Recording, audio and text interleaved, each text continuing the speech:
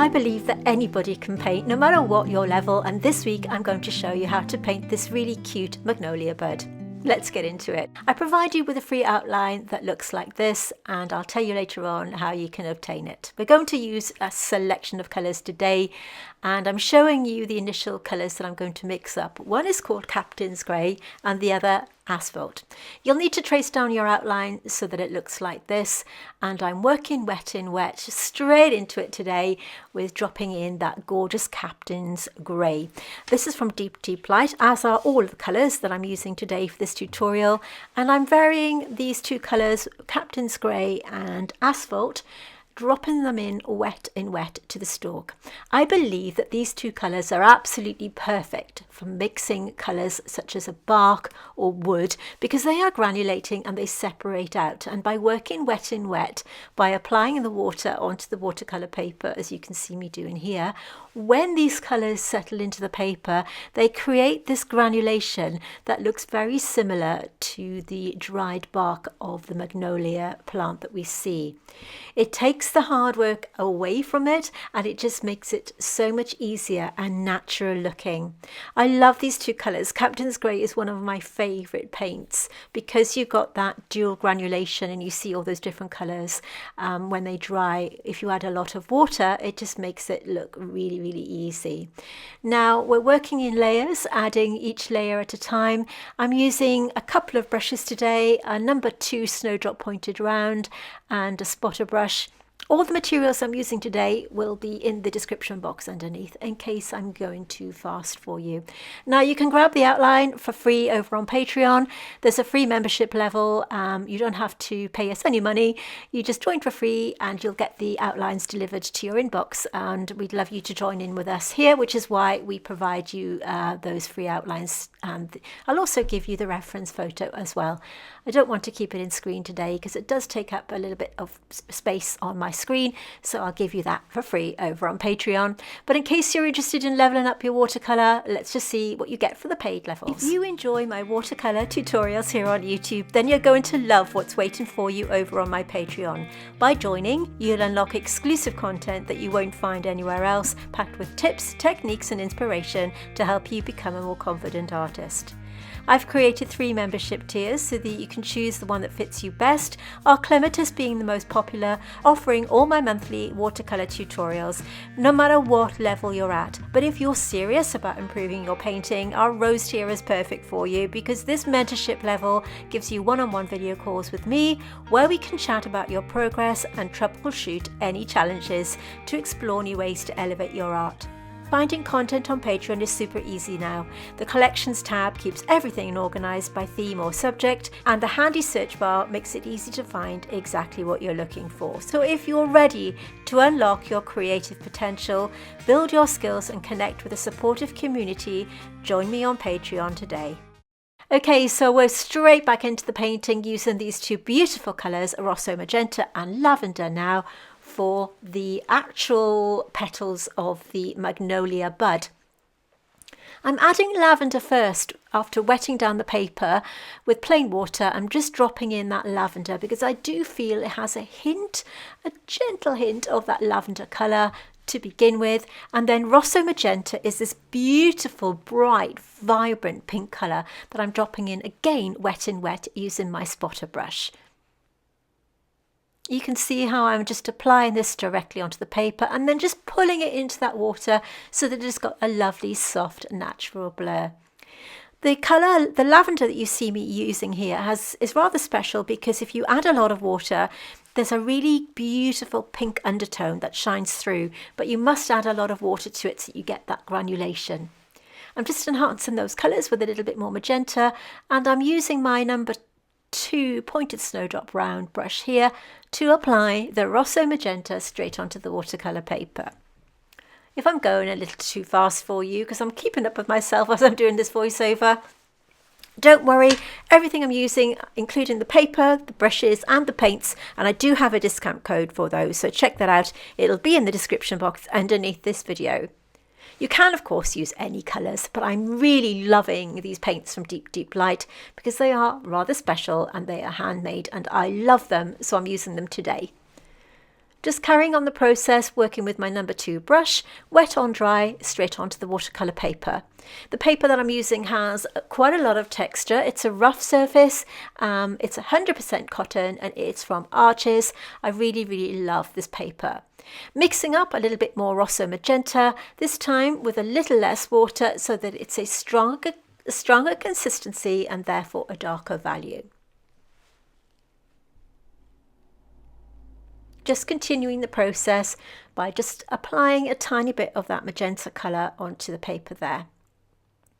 I've cleaned on my palette and I'm starting to draw my attention to this little section here by wetting the paper and adding Asphpalt, another interesting granulating colour here. And again, because it's granulating, it's doing the hard work for me. You can see how it's spreading into that beautiful water and it's becoming a soft blur on that outside edge. This is exactly what we want, and I'm teasing it into position using a damp brush so that we get that fluffy outside edge. Granulating colours are great for botanical painting because you get that textured look that is sometimes quite hard to achieve. Now this is a really special colour. This is green earth, and Deep Light are calling this a sea muddy colour. It's very pale and not something I would ordinarily go for, but I really enjoy this colour, especially to mix colours together, but it's ideal for the little tiny buds that you see here on the branches of the magnolia. It's almost the exact colour that I wanted. So I'm using this colour directly from the pan with just a tiny bit of water here just to add the greener areas that I see. I didn't want to pick anything any more green than this because I felt it would have looked unnatural, so green earth is perfect for this colour that I need on these little buds. Just applying this wet on dry straight onto the watercolour paper using my number 2 Snowdrop Pointed Round. The next colour I'm using is called Peach Blossom, and I'm just adding this to the green earth for a little bit of variation because I did feel that the colour was looking a tiny bit flat.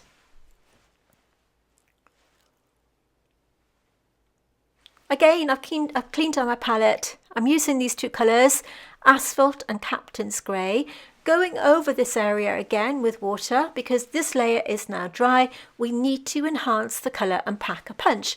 So I've mixed Asphalt again with a little bit of Captain's Grey, this time using a lot less water so that the colour is a darker value. Using the same principle as the first wash by dropping in that colour and letting it blur into the damp watercolour paper. Using a mixture of these 2 colours and using my brush just to pull out a few wispy hairy bits so that I can get that really fluffy texture without too much trouble. Just pulling that paint out of that little section there to create this illusion of it being fluffy and furry. Working wet and wet.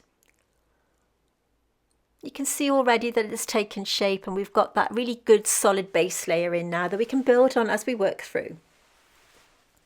This is my Eradicator brush and it's great for doing lifting out, so I'm using that to do that section. I feel that these little buds need a little bit more of a punch of colour, so now that that layer is dry, I'm going over it again with a second wash of green earth with a tiny bit of that beautiful peach blossom. And again on the bottom buds here.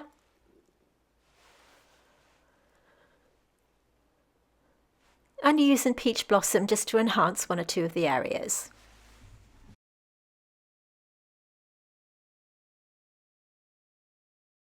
Using my brush to pat it into the paper. And just continuing down. This time I'm working wet on dry. Again, that just means I'm applying the paint directly onto the watercolour paper. This colour here is Captain's Grey, one of my favourites, and I'm just enhancing a few of the areas around these little tiny buds that you see.